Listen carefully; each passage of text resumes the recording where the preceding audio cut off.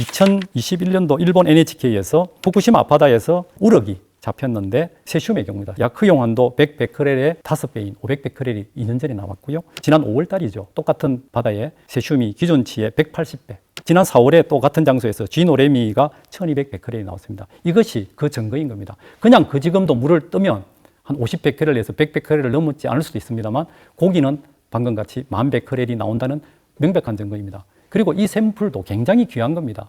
왜냐하니까 2018년까지는 일본이 그 앞에서 고기를 못 잡겠습니다. 그러나 이제 도쿄올림픽을 하면서 이걸 허용해서 한 2, 3년 전부터 잡았는데 이것은 아주 그중에 몇 마리만 잡은 것 중에 나온 거라는 것이죠. 또 일본 국립환경연구소가 2021년도에 후쿠시마 연안의 어패류 군집 변화 조사가 나왔는데 거기에 보면 방사성 오염수 어패류 노출 시에 단기적 폐사, 핵종의 80% 이상이 후쿠시마 원전 주변에 침착이 추정된다고 나와 있습니다. 고농축이 될 때 해상 생태계에 영향을 미치는 것에 대한 조사가 제대로 거의 전혀 안 되어 있습니다. IAEA 차원에서 전혀 하지 않았습니다. 러시아가 오랫동안 핵 잠수함도 하고 오래돼가 폐기하는 원자로라든가 거기 나오는 폐기수를 홋카이도 위에 IAEA 기준치 이하라고 이야기하면서 조금씩 버렸습니다. 그러니까 일본의 언론, 일본 정부가 나서서 시위를 벌이고 관제대모를 했습니다. 그리고는 러시아가 버리다가 중단했습니다. 일본은 이걸 계기로 바다에 고준이건 저준이건 핵 폐기물을 버리면 안 된다는 것을 중심이 해서 오히려 IAEA나 또는 런던 어정서를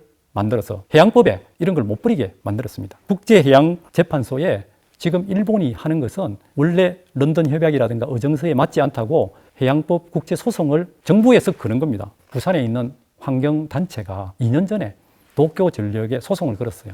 오염수 내면 안 된다고. 그러니까 지금 6차 공판까지는 형식적으로 하는데 어떤 문제가 있느냐? 정부가 제대로 발언을 안 하니까 도쿄전력이 시민단체 보고 국가가 안 나서는데 지금 여러분들이 원고 자격이 있느냐고 부산시장이라든가 연안에 있는 이 많은 지자체 단체 장분들이 대통령을 설득해야 됩니다. 저장 탱크가 다 찬 게 아니지 않느냐. 한 적어도 1년 정도 여유가 있으니까 한 6개월이나 1년 정도를 우리 서로 좀 더 지켜보고 그리고는 공동감시단을 만들어서 최종 배출될 때 64개 핵종이 기준치 이하로 나오는지 3중 수소가 제대로 걸러져서 나오고 필터는 제대로 있는지를 상주 감시하도록 하면 우리 국민들도 이해하고 전 세계가 이해할 거 아니냐.